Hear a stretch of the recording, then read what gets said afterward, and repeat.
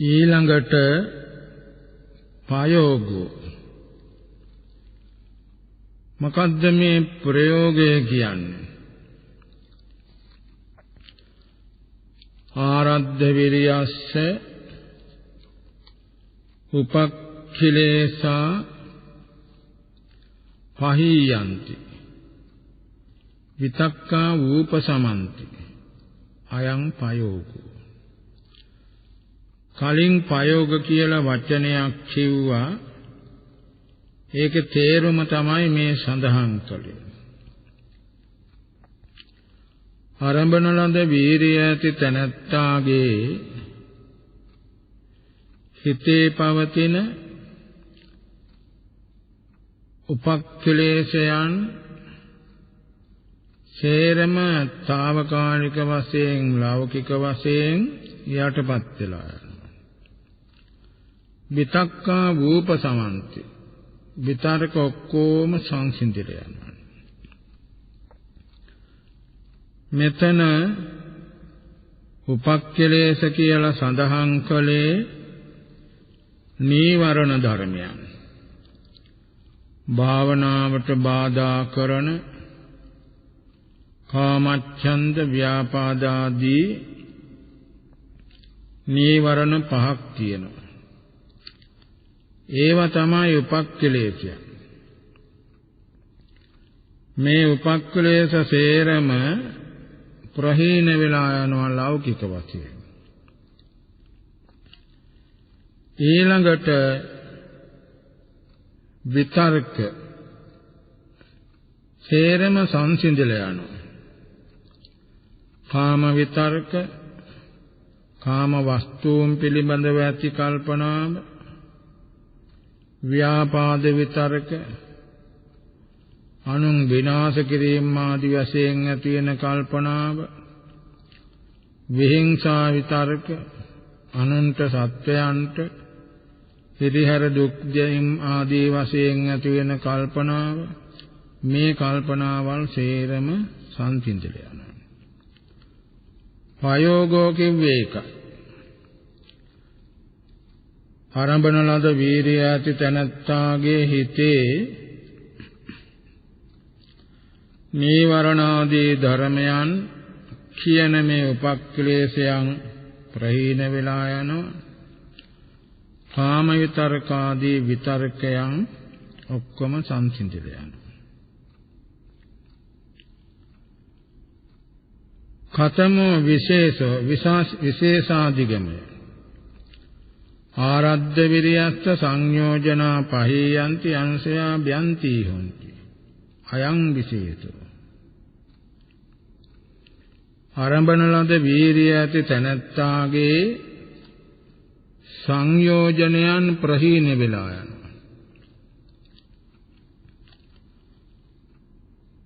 සක්කාය දිට්ඨිය ආදී සංයෝජනයන් ප්‍රහීන වෙලා යනවා. ඒ වගේම අනුශය ධර්ම ඒවත් නැති වෙලා යනවා. මේ කියන අවස්ථාව ලෞකික වශයෙන් මුල් අවධියේදී සංයෝජනයන් අනුශයන් යටපත් වෙලා යනම ලෝකෝත්තර අවස්ථාවේදී ඒව සහ මුලින්ම උදුරා දැමීමෙන් නැත්තටම නැති වෙලා යනවා. මෙන්න මේක තමයි විශේෂාධිගමය කිව්වේ. අර වඩු කාර්මිකයාගේ බලාපොරොත්තුව කඳ දෙකට කපා ගැනීම ඔහුගේ බලාපොරොත්තුව සඵල වෙනවා. ඒ වගේ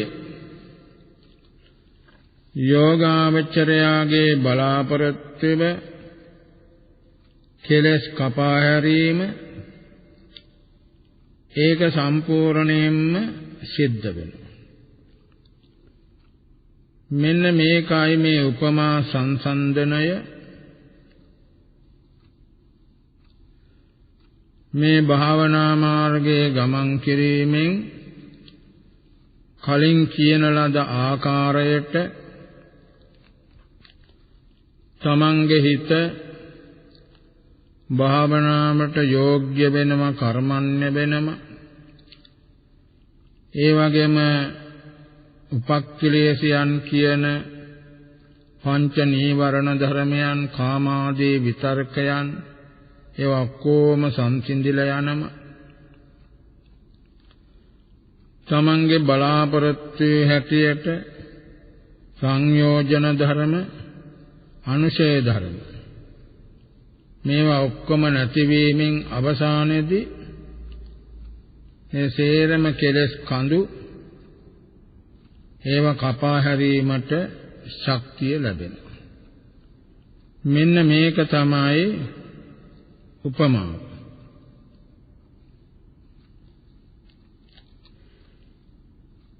මේ භාවනා කර්මස්ථානය වඩාගෙන යනකොට සමහර කෙනෙකුට නිමිත්ත පහළ වෙනවා. ඊළඟට ධානයට අවශ්‍ය කරන කරුණොත් එක්ක අර්පණා කියන මේ තපනාව සම්පූර්ණ වෙනවා. දැන් කලින් කිව්වා ගණන අනුබන්ධන කුසන තපන කියලා. මේ කර්මස්ථානයේ වඩන පිළිවෙල. තපනා කියන එක සම්පූර්ණ වෙනවා. සමහර කෙනෙකුට අර මුලින් සඳහන් කළ ගණන් කිරීම ආදී වශයෙන් භාවනා මානසිකාරේ පවත්වා ගන්න පටන් ගත්ත කාලේ ඉඳලා පිළිවෙලින් ඒ ගොරෝසු ආස්වාද ප්‍රාස්වාස සියුම් වෙන්නට නිරෝධ වෙන්නට පටන් ගන්නවා. එහෙම සියුම් වීම සමගම අර මුලින් විස්තර කළ පරිදි කාය දරත චිත්ත දරත කියන ඒවා ඔක්කොම සංසිඳිලා යනවා. හිත කය දෙක ඊ타ත්ම සැහැල්ලු බවට පත් වෙනවා. පුළුන් රඳක් වගේ සැහැල්ලු බවට පත් වෙනවා. ශරීරය අහසට නගින්නක් වාගේ ආකාරයක් Tamanට වැටහෙනවා. මේ භාවනා යෝගීන් ආනාපාන සති භාවනා කර්මස්ථානය ඊතා හොඳින් කරගෙන යනකොට මේ අවස්ථාවට පැමිණෙන්නට පුළුවන්කම ඇති වෙනවා. හිත කය දෙක ඊ타ම සැහැල්ලු භාවයටපත් වෙනවා. ඊ타මත්ම සැහැල්ලු. පුළුන් රොදක් වගේ සැහැල්ලු. භාවනාවට වාඩි වෙලා හිටියත් බිම වාඩි වෙලා ඉන්නවද කියලාවත් දැනුමක් නැහැ. පවනේ වාඩි වෙලා ඉන්න මගේ වැටෙන්නට පුළුවන්. ඒ වගේම යන්නේන කොටත් ශරීරේ පාවී යන්න මගේ හිත කය දෙක ඊටාම සැහැල්ලු බවටපත් වෙනවා. බිම අඩිය තිබ්බත් පුළුන් රොදක අඩිය තියන්න වගේ ඊටාමත්ම සැහැල්ලු භාවයටපත් වෙනවා. ඉතින් මේ විදිහට භාවනා මානසිකාරේ පවත්වාගෙන යනකොට ආස්වාද ප්‍රාස්වාද කියන මේ අරමුණ අල්වා ගන්න බැරි මට්ටමටපත් වෙනවා. ඇද්දෝ නැද්දෝ කියන අවස්ථාවටපත් වෙනවා. එහෙම වුණාම භාවනා යෝගියා කල්පනා කරන්නට ඕන කාටද මේ ආස්වාද ප්‍රාස්වාස නැත්තේ? මෙහෙම කල්පනා කරනකොට මව් කුසේ ඉන්නකොට ආස්වාද ප්‍රාස්වාස නැහැ. දියේ ගිලුණාම ආස්වාද ප්‍රාස්වාස නැහැ. අසඤ්ඤී බවටපත් වුණාම නැහැ. මිය ගිය අයට නැහැ. චතුර්ථ ධානයේට සමවැදුණාමත් නැහැ. මේ වගේ නිරෝධ සමාපත්තිය ආදී මේ අවස්ථාවලදී නැහැ. මම දැන් එහෙකටවත් පැමිණිලා නැහැ. එහෙමනම් මගේ ආස්වාද ප්‍රාස්වාද තියෙන්න ඕන. ඊළඟට කල යුත්තේ මොකද්ද? තමන් මෙතෙක් භාවනා කරගෙන ආස්වාද ප්‍රාස්වාස වදින තැන, තේරිච්ච තැන එතෙන්ට අවධානය යොමු කළා භාවනා කරන්නට ඕන. නාසයේ අග තමයි මේ ආස්වාද ප්‍රාස්වාස දැනුනේ.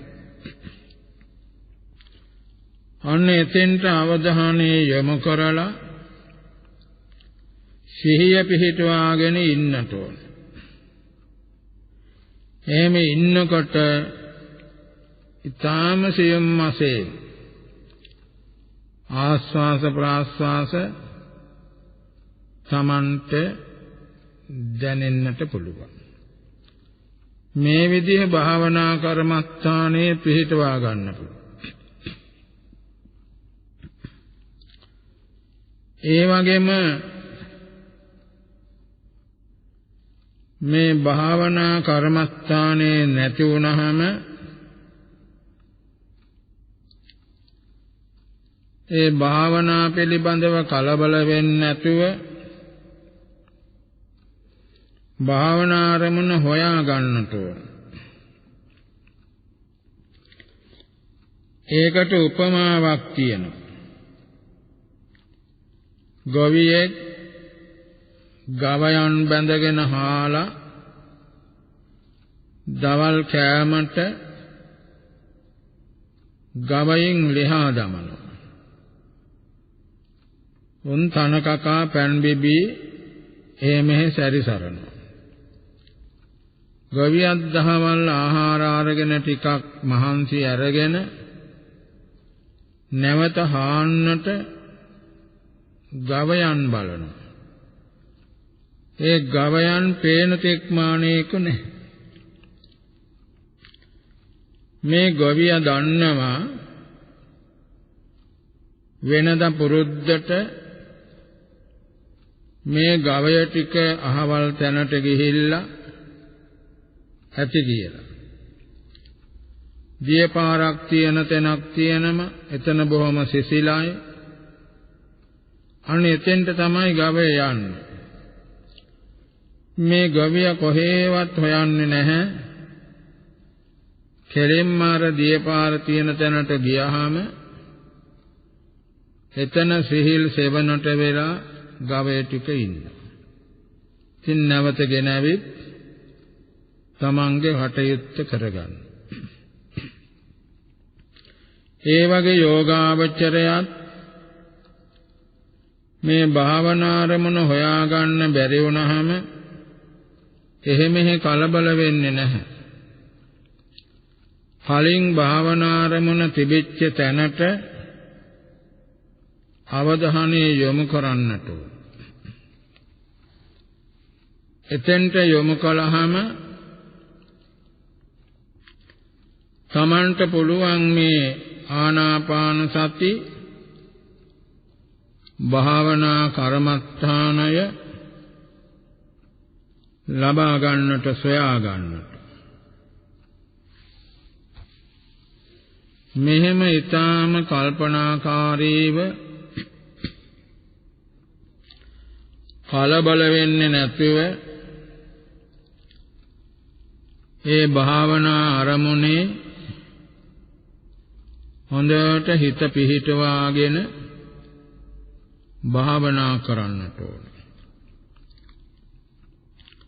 දැන් හොඳට හිත තැම්පත් වෙනවා. භාවනා අරමුණ ප්‍රකටව නොදැනුණත් ඒ භාවනා අරමුණේ පිහිටලා හිත හොඳට තැම්පත් වෙලා තියෙනවා. කොහේවත් හිත දුවන්නේ නැහැ.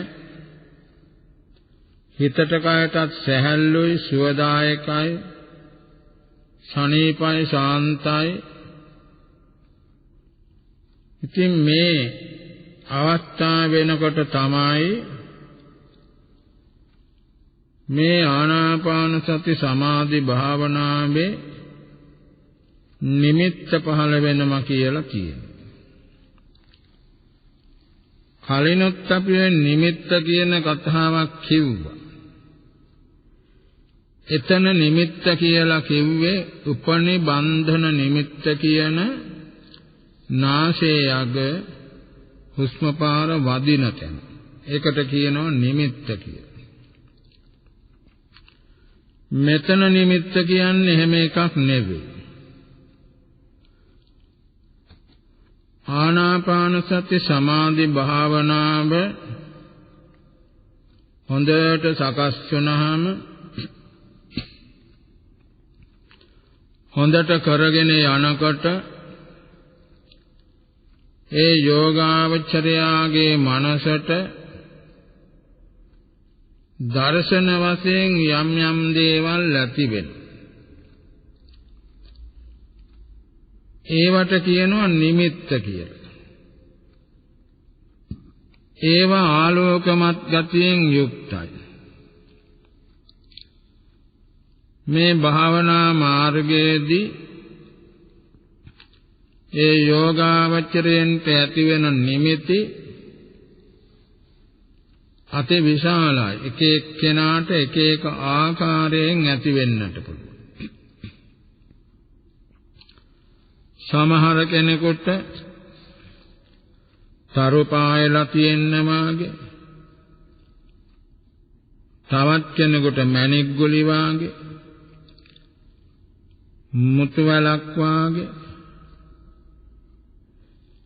ඒ වගේම කපුවට peeliයක් වාගේ, හවඩියක් වාගේ, මල්දමක් වාගේ, දුම්රටුවක් වාගේ, මකුළු දලක් වාගේ, ඒ වගේම වලාකුළක් වාගේ, නෙළුම් මලක්, රත චක්‍රයක්, චන්ද්‍ර මණ්ඩලය, සූර්ය මණ්ඩලය වගේ මේ විදිහට එක එක ආකාරයෙන් ආලෝකමත් ඒ දර්ශන ඇති වෙන්නට පුළුවන්. ඒවා මේ ආනාපාන සති භාවනා මානසිකාරය නිසා භාවනාවේ අභිවෘද්ධියක් ලැබීම නිසා ඇති වෙන දේව. තව නොඑක ආකාරයේ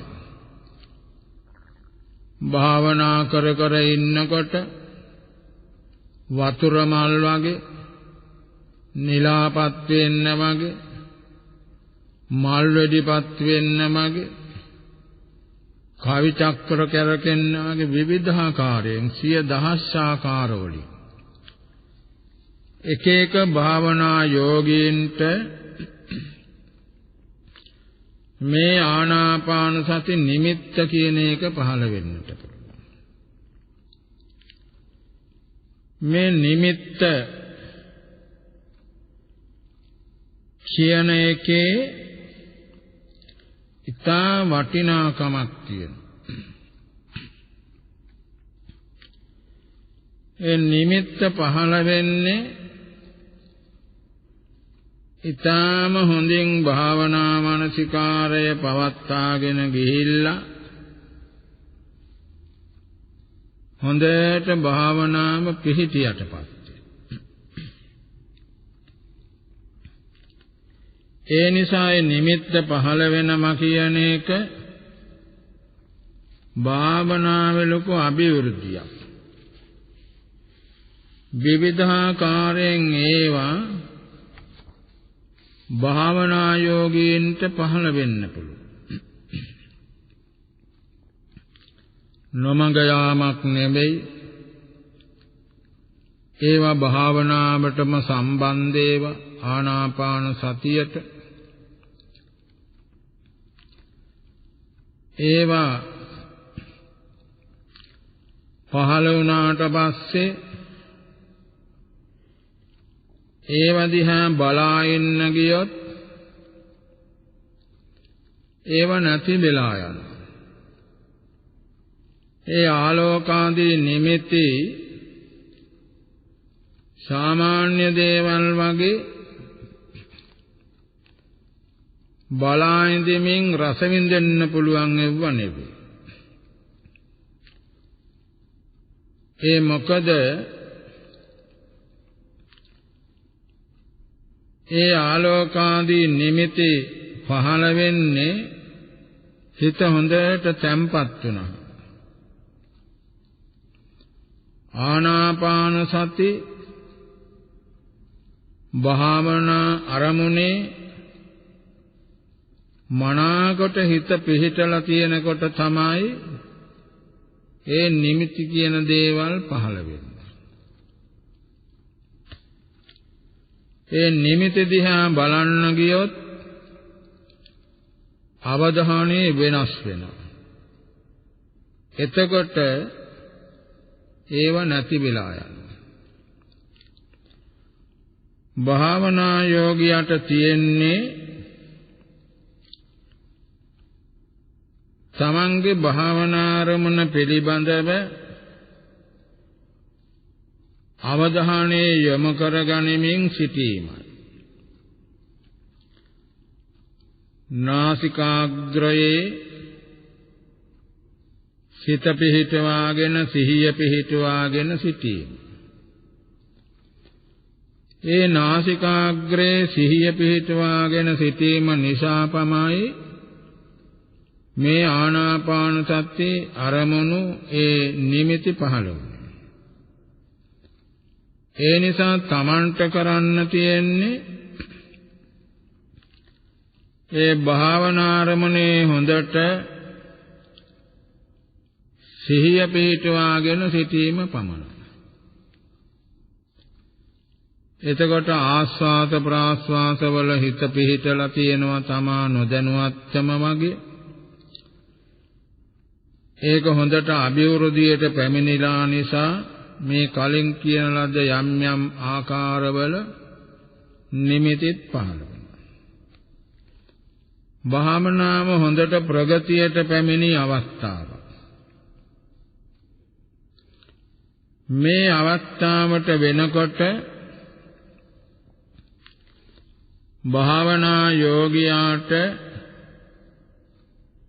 ගුණ රාශියක් ලැබෙනවා. කොහොමද මේ විදියට මේ ආනාපාන සති නිමිති පහළ වීමේ පටන් නීවරණාන වික්ඛම්බිතා නේව හොන්ති. ඒ භාවනා යෝගියාගේ හිතේ තිබිච්ච නීවරණ ධර්මයන් සේරම යටපත් වෙලා යන විස්කම්බණය වෙන කාමච්ඡන්ද කාම වස්තුන් පිළිබඳව ඇති උවමනාව ආශාව ව්‍යාපාදය අනුන් නැසීම පිළිබඳව ඇති වෙන කල්පනා සීන මිද්ද ඇලිමැලි ගතිය උදාසීන ගතිය නිදිබර ගතිය උද්ධච්ච කුක්කුච්ච සිත විසිරෙන පසුතැවලි වන ගතිය, විචිකිච්ඡා, තුනුරුවන් ආදී ඒ වස්තුන් පිළිබඳව සැක කරන විදිය. මේ නීවරණ පහ මේ ආකාරයට මේ ආනාපාන සති භාවනා කර්මස්ථානයේ වඩමින් ආවහම ඒ නීවරණ ධර්මයන් සම්පූර්ණයෙන්ම යටපත් වෙලා යනවා. කිලේශා සම්නිසින්නාව සේරම කෙලෙස් වල බලය අඩු වෙලා කෙලෙස් නිදාගත්තා. සේරම කෙලෙස් අක්‍රිය භාවයටපත් වුණා. ක්‍රියාකාරීත්වයක් නැහැ කෙලෙස් වල ඔක්කොම නිදාගත්තා වාගේ අක්‍රිය වුණා. සති උපට්ඨිතා ජීව සිහිය බොහොම අගේට පිහිටනවා. මේ භාවනා මානසිකාරයේ පිළිබඳව මනාකොට සිහිය පිහිටනවා. භාවනා අරමුණේ ඇලුනා වගේ, භාවනා අරමුණේ කා වැදුනා වගේ මනාකොට සිහිය පිහිටා සිටිනවා. චිත්තං උපචාර සමාධිනා සමාහිත මේ සිත උපචාර සමාධියෙන් සමාධිමත් වෙනවා. උපචාර සමාධිය කියන්නේ ධානයට ආසන්නව ඇති වෙන සමාධිය.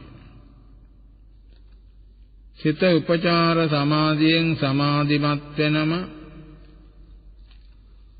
උපචාර සමාධිය කාමාවචරයි. ඒ උපචාර සමාධියෙන් හිත මනාකොට තැම්පත් වෙනවා. මෙතෙක් කියන ලද මේ ආනාපාන සති නිමිති පහළ වුණා. දැන් භාවනා යෝගියා යම්කිසි මට්ටමකට ඇවිල්ලා ප්‍රගතිය කරා ගිහිල්ලා උපචාර සමාධිය දක්වා පැමිණිලා. මේ භාවනා යෝගියාට ඇතිවෙච්ච අර ආනාපාන සති නිමිත්ත ඊ타ත්ම ආරක්ෂා කරගන්නට ඕන. උදාහරණයට පෙන්නලා තියෙන්නේ සක්විති රජුරුවන්ගේ දේවියට පහළ වෙච්ච දරු ගැබක් වගේ. ඒ නිමිත්ත ආරක්ෂා කරගන්නට ඕන. ඒක වර්ණ වශයෙන් මෙනෙහි කරන්නට යන්නේ නැහැ. ඒ වගේම අනිත්‍ය ආදී වශයෙන් මෙනෙහි කරන්න යන්නේ. එතකොට විදර්ශනාවට වටිනවා සමාධියෙන් අයින් වෙනවා. අනිත්‍ය ආදී වශයෙන් මෙනෙහි කරන්නෙත් නැහැ. ඒවැ යම් යම් වර්ණ පාට තියෙන්න පුළුවන්. ඒ පාට වශයෙන් මෙනෙහි කරන්නෙත් නැහැ. මේකත් අනිත්‍ය ලක්ෂණයෙන් යුක්තයි කියලා එහෙම මෙනෙහි කරන්න යන්නේ මේ ආනාපාන සති නිමිත්ත. භාවනා යෝගියා හිතේ තබා ගන්නට ඕන මම මේ සමාධියයි වඩන්න කියලා. බොහොම ආරක්ෂා කරගන්න ඕන. ගවියෙක් බණ්ඩි වැටෙන කාලෙට හැල්කෙතක් ආරක්ෂා කරගන්න වාගේ බොහොම හොඳින් ආරක්ෂා කරගන්න ඕන. සංවරේ පිහිටලා ඒ ගුණාංග වලින් යුක්තව තමන්ට සප්පාය වන අය ආශ්‍රය කිරීමෙන් සප්පාය වන සේනාසන ආහාර පාන ආදී ලබා ගැනීමෙන් බොහොම හොඳින් ආරක්ෂා කරමින් නැවත නැවතත් ඒ භාවනා මානසිකාරයේ පවත්වන්නට ඕන. ඒ වගේම වීරිය සමතාවය කියන ඒක පිළිටුවා ගන්නට ඕන. වීරිය වැඩි වුණත් හොඳ නැහැ, අඩු වුණත් හොඳ නැහැ. සමතාවයේ පිළිටන්නට ඕන. මේ විදිහට නිවැරදිව කලබල නැතුව තමන්ගේ භාවනා මානසිකාරයේ පවත්වාගෙන යනකොට උපචාර සමාධිය වැඩි දියුණු වීමෙන් විතර්ක විචාරාදී අංග වලින් යුක්ත අර්පණා ධානයේ හෙවත් ප්‍රථම ධානයේ ලබා ගැනීමට යෝගාවචරයට පුළුවන් වෙනම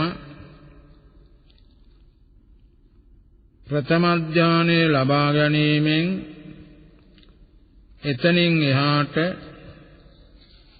තමත් සමාධිය දියුණු කරමින් ගියහම ලැබිය යුතු තවත් ගුණ ලබා ගැනීමට පුළුවන්කම ඇති වෙනවා.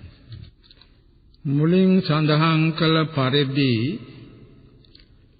මේ භාවනා කර්මස්ථානයේ මූලික කටයුතු කෙරෙමින් තපන කියන අවස්ථාවට පැමුණා. තපන කියන්නේ අර්පණා සමාධිය ලබා ගන්න අවස්ථාව. ඊළඟට සල්ලක්ෂණ විවට්ටන පාරිශුද්ධ කියලා තවත් අවස්ථා තුනක් ඒ භාවනා කර්මස්ථානයේදී විස්තර කළා. ඒවට යන්න ඉස්සෙල්ලා දැන් මෙතෙක් කියා දුන්න කාරණාවලට අනුව ඒ භාවනා යෝගියා උපචාර සමාධිය ලැබලා ඒක තවත් භාවනා වශයෙන් වැඩි දියුණු කිරීමෙන් අර්පණා සමාධිය කියන මට්ටමට පත් වෙන්නට පුළුවන්කම ඇති වෙනවා. මේ අවස්ථාව තමයි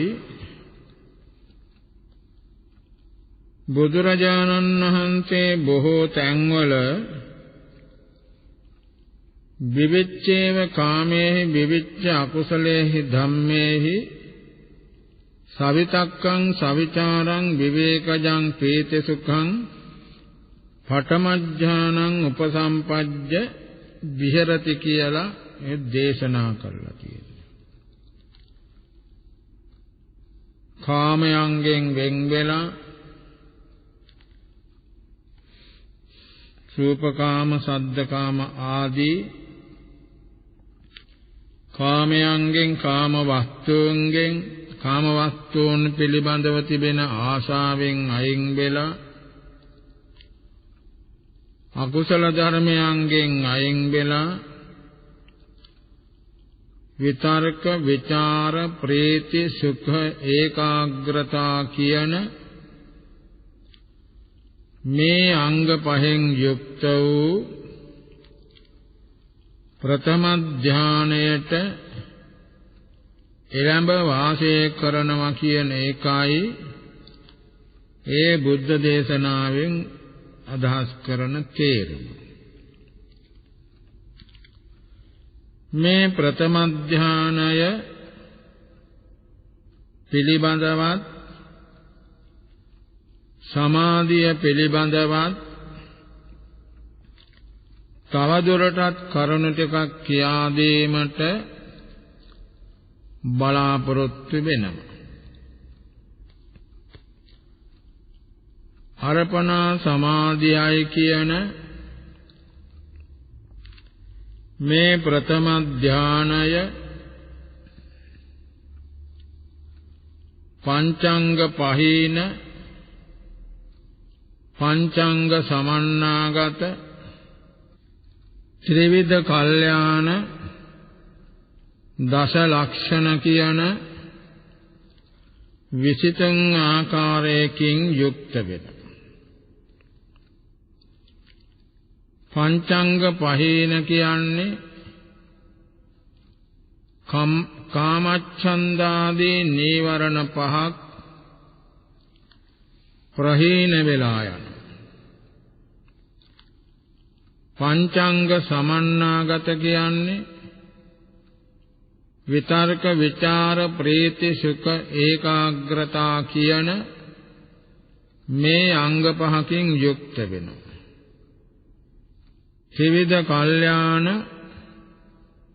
දස ලක්ෂණ කියන විස්තරය ඉදිරියේදී කියා දෙනවා. මේ අර්පණා සමාධියයි කියන ප්‍රථම ධානයට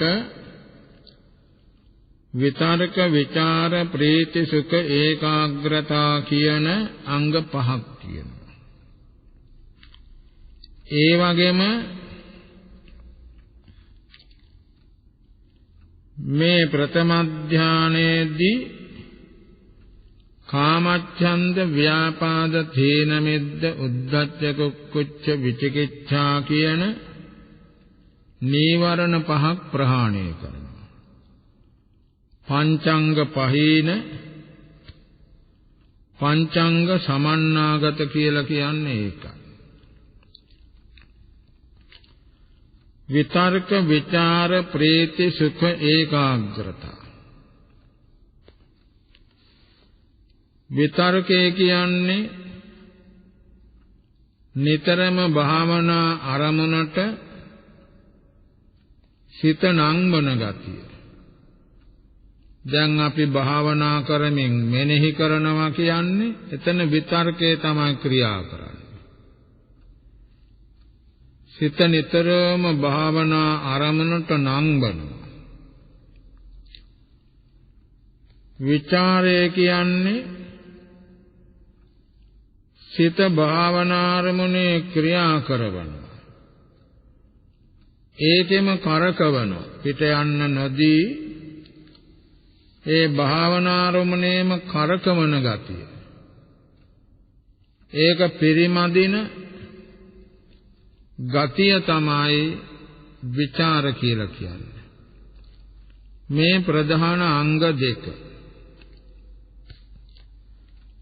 මේක උපමාවට පෙන්නලා තියෙනම ඈත අහසේ උකුස්සවැනි පක්ෂීන් පියාසර කරනවා.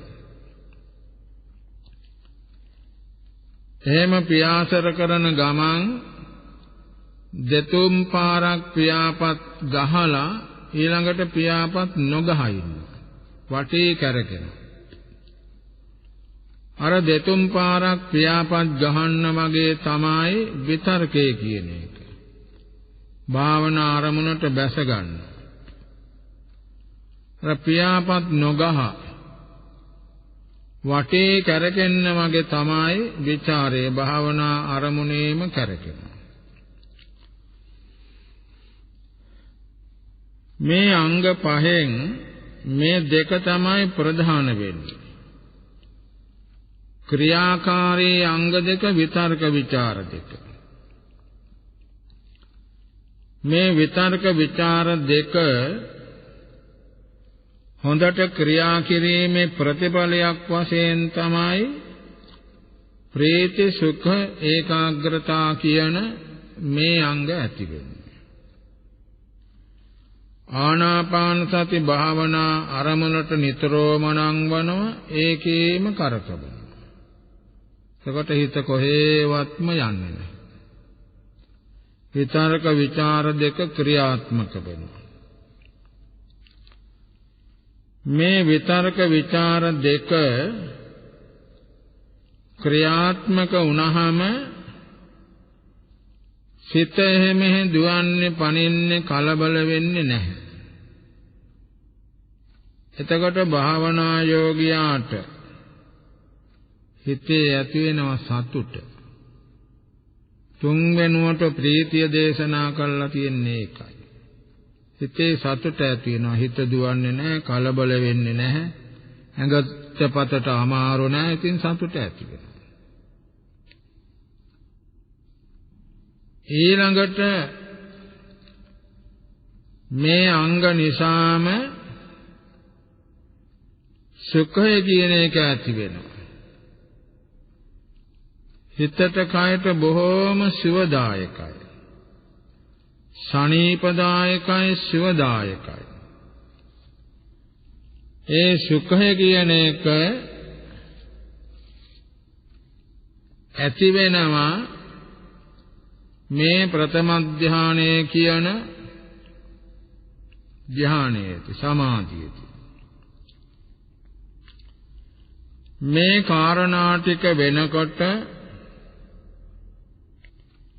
හිත ඊ타ත්ම හොඳ සමාධියකට එකඟතාවයකටපත් වෙනවා. අන්නේ එකඟතාවයේ තමයි ඒකාග්‍රතාව කියලා සඳහන් වෙනවා. එතකොට මේ විතර්ක විචාර ප්‍රීති සුඛ ඒකාග්‍රතාව කියන අංග පහ මේ විදියට ක්‍රියාත්මක වීමෙන් සිත මනාකොට තැම්පත් වෙනවා. ඊටාම හොඳින් තැම්පත් වෙනවා. ඊළඟට තව කාරණයක් තියෙනවා. සමාධි ආදී ගුණාංග පහක් මේ ප්‍රථම ධානයේදී තියෙනවා. එතකොට විරුද්ධකාරය පස් දෙනෙක් ඉන්නවා කාමච්ඡන්දාදී. මේ විතර්ක විචාර ප්‍රීති සුඛ ඒකාග්‍රතාව කියන අංග පහේ බලයෙන් කාමච්ඡන්ද ව්‍යාපාද තීන මිද්ද උද්ධච්ච කුච්ච විචිකිච්ඡා කියන මේ නීවරණ ධර්මයන් පස් දෙනා පළවා හරිනවා. කොහොමද සමාධිය කියන එක ඒකාග්‍රතාවය කියන එක කාමච්ඡන්දයට විරුද්ධයි. කාමච්ඡන්දයට ප්‍රතිපක්ෂයි. ඒ නිසා ඒකාග්‍රතාවයේ බලයෙන් කාමච්ඡන්දය පළවා හරිනවා.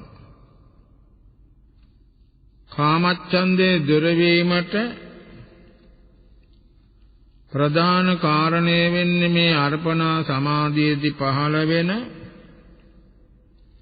ඒකාග්‍රතාවයේ සමාධිය කියන එක. සමාධියේ බලයෙන් කාමච්ඡන්දේ ප්‍රහාණය වෙලා යනවා. ඊළඟට ප්‍රීතිය ව්‍යාපාදයට විරුද්ධයි. ව්‍යාපාදය ඇති වුණාම ප්‍රීතිය ඇති වෙන්නේ නැහැ. මේ දෙන්න එකිනෙකට විරුද්ධයි. ගින්දරයි වතුරයි වගේ. හිතේ ප්‍රීතිය පහළ වෙනකොට ඒ ප්‍රීතියේ බලයෙන්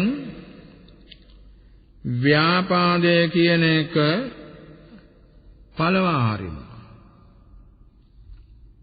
ඒ ව්‍යාපාදේ නැති වෙලා යනවා. ලෞකික වශයෙන් ප්‍රහාණය වෙලා යනවා ප්‍රීතියේ බලයෙන්. තීන මිද්දයට විරුද්ධ එක තමයි විතර්කය. මේ විතර්කය එනකොට සිත නොයෙක් අරමුණු වලට නැංවෙනවා. තීන මිද්දේහම හිත හැකිලිලා යනවා. ඒ නිසා මේ විතර්කයයි තීන මිද්දයයි දෙන්නත් එකිනෙකට විරුද්ධයි. විතර්කයේ බලයෙන් හීන මිද්දය පළවා හරිනවා ප්‍රහාණ කළා දානවා ලෞකික වශයෙන්. ඊළඟට උද්දච්ච කුක්කුච්චය හිත විසිරෙන ගතිය පසුතැවලි වෙන ගතිය. ඒකට විරුද්ධ ධර්මයේ තමයි සුඛය. අර ධානයේ පවතින සුඛ නැමැති අංගය. මේ සුඛේ නැමැති අංගයේ බලයෙන් උද්දච්ච කුක්කුච්චය කියන එක පළවා හරිනවා ප්‍රහාණය කළා දමනවා. ඊළඟට විචිකිච්ඡාවට විරුද්ධ ධර්මයේ තමයි විචාරය කියන එක. ඒ විචාරයේ බලයෙන් විචිකිච්ඡාව ප්‍රහාණය වෙලා යනවා. මේ විදියට පංචංග පහින පංචංග සමන්නාගත කිව්වේ ඒකයි. විතරක විචාර ප්‍රීති සුඛ ඒකාග්‍රතා කියන මේ අංග පහේ බලයෙන් කාමච්ඡන්ද ව්‍යාපාද චීන මිද්ද උද්ධච්ච කුක්කුච්ච කියන මේ නීවරණ පහ ප්‍රහාණය වෙලා යනවා. පංචංග පහිනා පංචංග සමන්නාගතං මේ කියන ලද අංග උපචාර සමාධියේදී තියෙනවා. උපචාර සමාධියේ සාමාන්‍ය සිතට වැඩිය බොහොම බලවත් පහළ වෙනම මේ අර්පණා සමාධියක් ධානයක් ලැබුණාම ඒක කාමාවචර වෙන්නේ රූපාවචර වෙනවා. ඒක ඊ타ත්ම බලවත් පහළ වෙනවා. විතරක විචාර ප්‍රීති සුඛ ඒකාග්‍රතා කියන මේ අංග පහ. ඊළඟට ත්‍රිවිධ කල්යාණ දස ලක්ෂණ කියන මෙන්න මේ කාරණා ටික කියා දෙන්නට ඕන. මේ ධානයක සමාධියක තියෙනවා ඔය ලක්ෂණ ටික. ත්‍රිවිධ කල්යාණං දස ලක්ෂණං. ත්‍රිවිධ කල්යාණ කියන්නේ මුල මැද අග කියන මේ තුන් තැනම යහපත් කියන එකයි. අපේ බුදුරජාණන් වහන්සේගේ ධර්මයටත් කියන ත්‍රිවිධ කල්යාණ කියලා. මුල මැද අග කියන තුන් තැනම යහපත්. මේ ප්‍රථම ධානයේ ඒ ත්‍රිවිධ කල්යාණ ලක්ෂණ තුන තියෙනවා. මුල මැද අග කියන මේ තුන් තැනම යහපත්.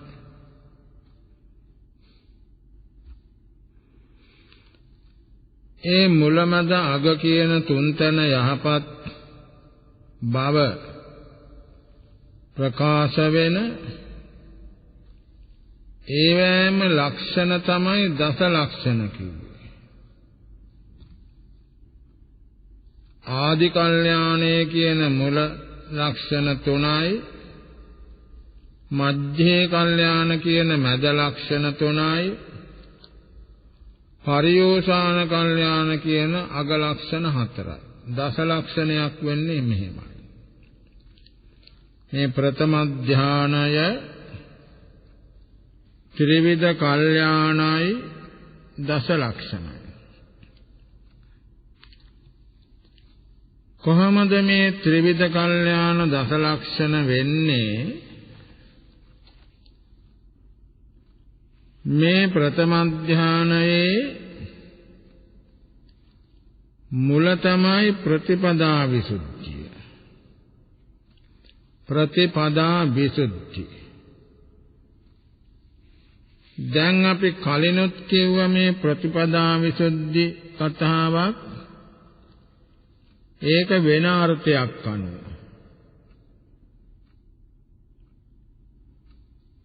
මෙතන ප්‍රතිපදා විසුද්ධි කියන්නේ භාවනා ආරම්භයේ ඉඳලා උපචාර සමාධියේ ඉඳලා එන මේ ගමන. ඒකට කියනවා ප්‍රතිපදා විසුද්ධි කියලා. ඊළඟට උපේක්ෂා බ්‍රූහණ කියන එක මැදය. උපේක්ෂා බ්‍රූහණ ඒක මධ්‍ය කල්යාණය. සම්පහංසන කියන එක පරියෝසాన කල්යාණය. මේ විදිහට තමයි මේ ත්‍රිවිධ කල්යාණය එන්නේ. මේ ත්‍රිවිධ කල්යාණය මුලින්ම කිව්වේ ප්‍රතිපදා විසුද්ධිය කියලා. මේ සමාධි භාවනා කතාවේදී උපචාර සමාධිය දක්වා කෙරෙන වැඩ ටික ඒකට කියනවා ප්‍රතිපදා විසුද්ධි කියලා.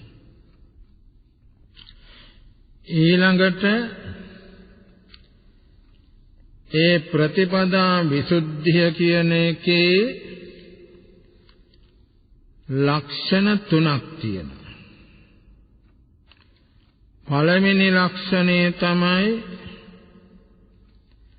යෝතස්ස පරිපන්තෝ තතෝ චිත්තං විසුද්ධ්‍යති. මේ ධානයේට උපද්‍රව කරන ධර්ම තමයි නීවරණ නැමැති කෙලෙස් සමූහය. ඒකට කියනවා පරිපන්ත ධර්ම කියලා. නීවරණාදී කෙලෙස් සමූහය ධානයට විරුද්ධයි බාධකයි.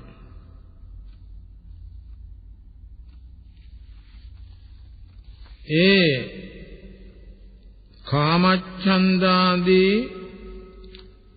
ධානයට විරුද්ධ නීවරණාදී කෙලෙස් කන්දරාවකින් හිත මිදෙනවා. අන්න ප්‍රතිපදා විසුද්ධියේ මුල් ලක්ෂණය.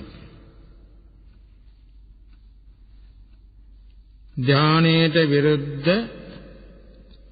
නීවරණාදී කෙලෙස් කන්දරාවකින් හිත මිදෙනවා. ඒක ප්‍රතිපදා විසුද්ධියේ පළවෙනි ලක්ෂණය. එහෙම හිත පිරිසිදු වීම නිසා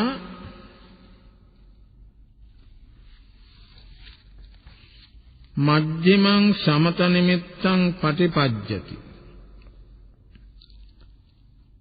මධ්‍යම සමත නිමිත්ත පිළිපදිනවා. මෙතන මධ්‍යම සමත නිමිත්ත කියලා කියන්නේ අර්පණා සමාධියටම කියන නම.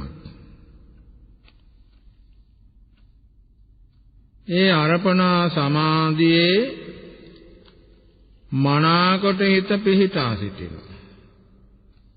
දැන් මුල් කාරණේ සමාධියට ධානයට විරුද්ධ නීවරණාදී කෙලෙස් සමූහය කෙලෙස් කන්දරාව ඒක ඈත් කළා ඒකෙන් මිදෙනවා. ඒක පළවෙනි ලක්ෂණය. දෙවෙනි එක තමයි එහෙම හිත පිරිසිදු වුණ නිසා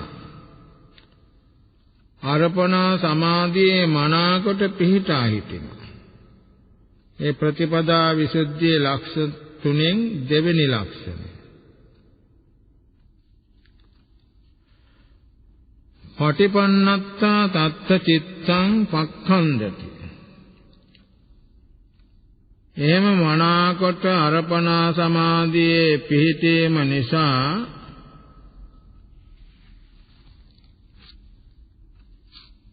මනාකොටේ අරමුණට පැන ගන්නවා. මනාකොටේ අරමුණට පැන ගන්නවා. මේ කාරණා තුන. ප්‍රතිපදා විසුද්ධිය තමයි මුල යහපත් කියලා කියන්නේ. ඒ ප්‍රතිපදා විසුද්ධියේ ලක්ෂණ තුනක් තියෙනවා කිව්වා. මුල්ම ලක්ෂණේ තමයි ඒ ධානයට අර්පණා සමාධියට විරුද්ධ නීවරණාදී කෙලෙස් කන්දරාවෙන් හිත මිදෙන එක, සුද්ධ වෙන එක. දෙවෙනි එක තමයි හිත පිරිසිදු වීම නිසා ඒ භාවනා හිත අර්පණා සමාධියයි කියන ධාන සිතේ මනාකොට පිහිටා සිටිනවා. එහෙම පිහිටා සිටීම හේතුවෙන් ඒ භාවනා අරමුණේ ධානයට පැන ගන්නා වගේ කල්ලාගෙන පැන ගන්නා වගේ පිහිටා සිටිනවා. මෙන්න මේක තමයි මුල යහපත් බවයයි කියන ප්‍රතිපදා විසුද්ධියේ ලක්ෂණ තුන. ඒක ලක්ෂණ තුනක් තියෙනවා කිව්වා. නීවරණාදී කෙලෙසුන්ගෙන් හිත මිදෙනවා, පිරිසිදු වෙනවා පළවෙනි ලක්ෂණය. දෙවෙනි එකේ පිරිසිදු වීම නිසාම හිත අර්පණා සමාධියේ පිහිටලා හිටිනවා. එහෙම සමත නිමිත්ත කියන අර්පණා සමාධියේ පිහිටීමෙන්ම ඒකට පැනගත්ත බැසගත්ත වෙනවා. මේ ලක්ෂණ තුන තමයි ප්‍රතිපදා විසුද්ධියේ තියෙන ලක්ෂණ තුන හැටියට විස්තර වෙන්නේ. ඊළඟට මධ්‍යම ලක්ෂණය මධ්‍යේ කල්යාණං කියලා කිව්වා. ඒ මධ්‍යේ කල්යාණං කියපු එක මොකද්ද කිව්වේ? උපේක්ෂා බ්‍රූහණා කියලා. ඒක තමයි මධ්‍ය කල්යාණය මේ ධානය. උපේක්ෂා බ්‍රූහණා. උපේක්ෂා බ්‍රූහණා කියන්නේ උපේක්ෂාව වැඩිම, 아무තු දෙයක් නෙමෙයි. මේ අර්පණා සමාධියක් ධානයක් පහළ වෙනකොට උපේක්ෂාව වැඩෙනවා. උපේක්ෂා බ්‍රූහණා කියලා කියන්නේ ඒකයි. ඒකේ ලක්ෂණ තුනක් තියෙනවා.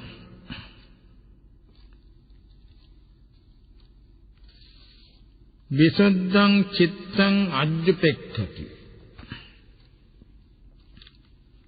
හොඳට හිත පිරිසිදු වුණාම උපේක්ෂා වෙනවා.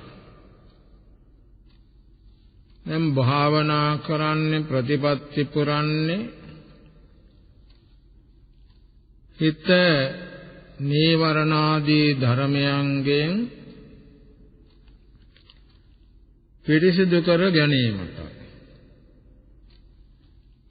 දැන් හිත පිරිසිදු වෙලා. එහෙම පිරිසිදු වෙලා නම් ආයි පිරිසිදු කරන්න කියලා මහන්සි ගන්න අවශ්‍ය නැහැ. උපේක්ෂා වෙනවා. වෑයම් කරන්න, අමුතු උත්සාහයක් ගන්න, ව්‍යායාම කරන්න අවශ්‍ය වෙන්නේ නැහැ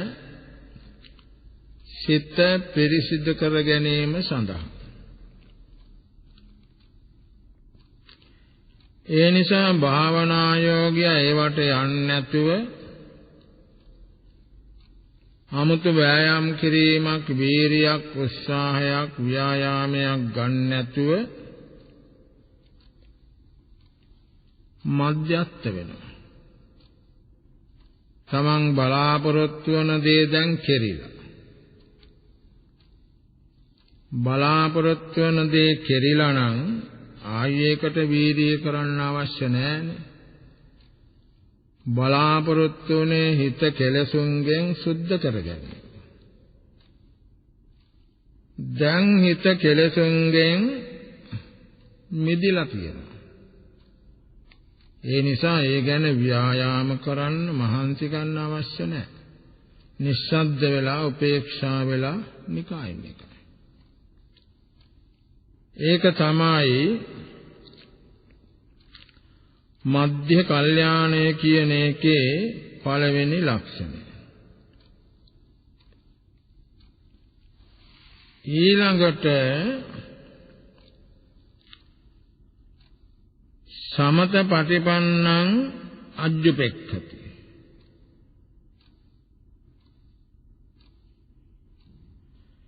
සමත පටිපන්න කියලා කියන්නේ දැන් සමත කියන්නේ එතන හිත සමාදානයටපත් කිරීම. හිත සමාදානයටපත් කිරීම තමයි සමත පටිපන්න කියන්නේ. දැන් හිත සමාදානයටපත් කර ගැනීමට අවශ්‍ය කරන කරුණු සිද්ධ කරලා හිත සමාදානයේ තැම්පත්කමේ පිහිටලා තියෙනවා. ඒක තමයි සමත පටිපන්නං කියලා වදාරලා තියෙන්නේ. හොඳට හිත සමාදානයෙහි තැම්පත්කමෙහි පිහිටලා තියෙනවා. භාවනා කරන්නේ හිත තැම්පත් කර ගැනීම. හිතේ සමාදානය ඇති කර ගැනීම. ඒ තැම්පත්කම සමාදානයේ ඇති වෙලා නම් නැවත තැම්පත් කිරීමට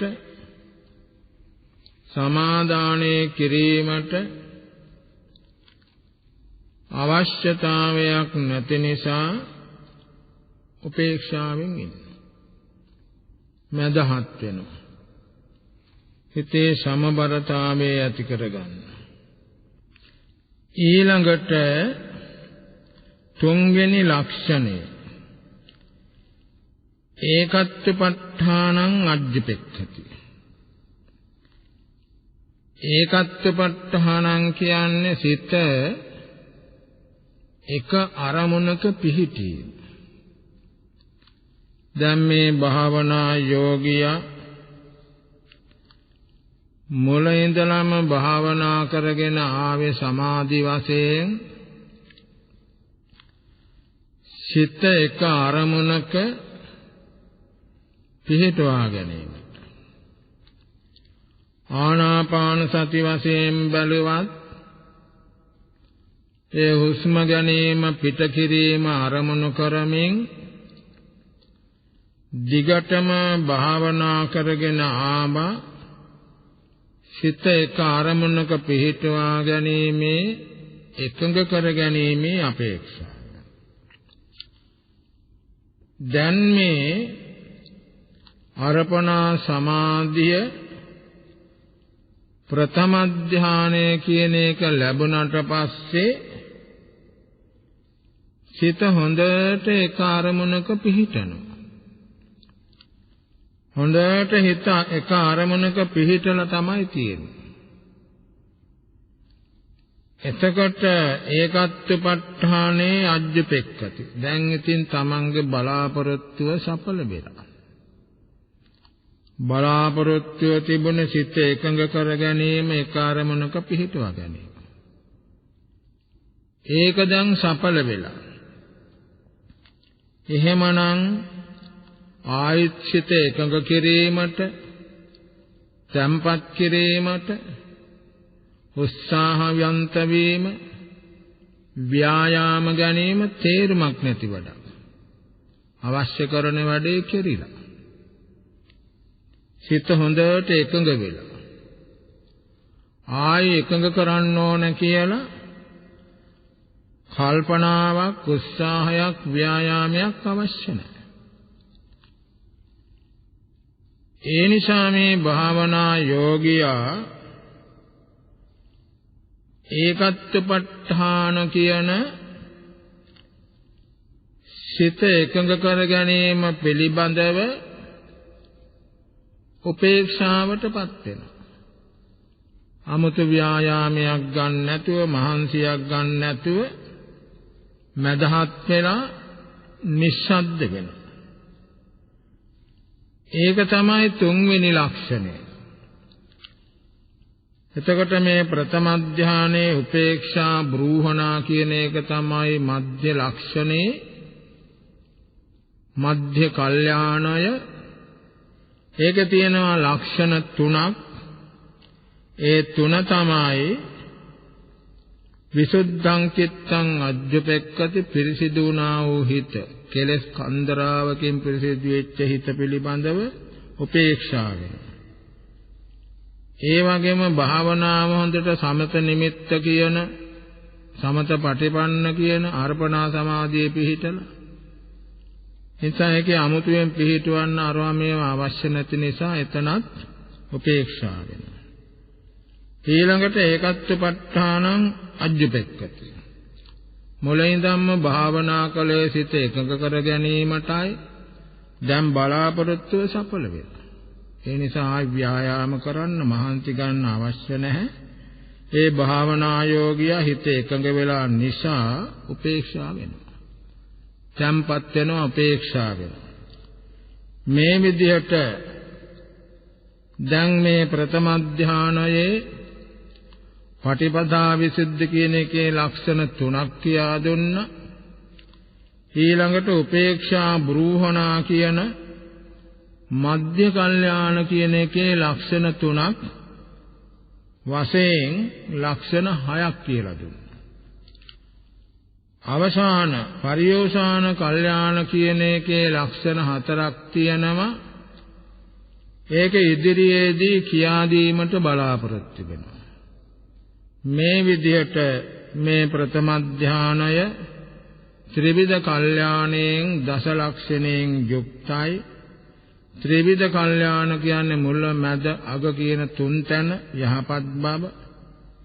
මුල යහපත් බව ප්‍රතිපදා විසුද්ධිය, ඒකේ ලක්ෂණ තුනයි. ඒ කාරණා තුන කියලා දුන්නා. මැද යහපත් බව උපේක්ෂා බ්‍රූහණාව, ඒකේ ලක්ෂණ තුනයි. ඒ ලක්ෂණ තුනක් කියා දුන්නා. ඊළඟට ඉතිරි ලක්ෂණේ පිළිබඳව ඉදිරියේදී කියා දීමට බලාපොරොත්තු වෙනවා.